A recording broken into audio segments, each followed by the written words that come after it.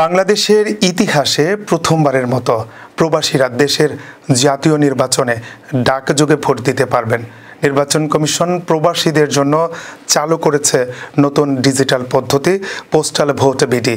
এর মাধ্যমে বিদেশে থাকা ভোটাররা out of country voting mobile অ্যাপে নিবন্ধন করে ভোট দিতে পারবেন। রেজিস্ট্রেশনের জন্য অ্যাপে এনআইডি ও পাসপোর্টের তথ্য জমা দিতে হবে।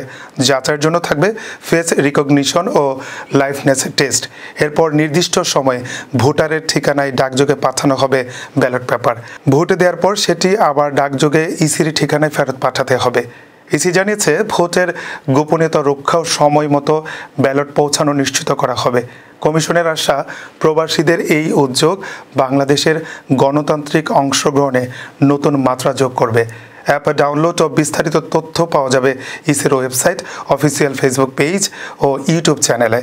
রোববার লন্ডনে বাংলাদেশ হাই কমিশন এই সংক্রান্ত বিজ্ঞপ্তি প্রকাশ করে। পরে প্রধান উপদেষ্টা প্রেস সচিব শফিকুল আলম তার ভেরিফাইড ফেসবুক অ্যাকাউন্টে বিজ্ঞপ্তিটি শেয়ার করেন।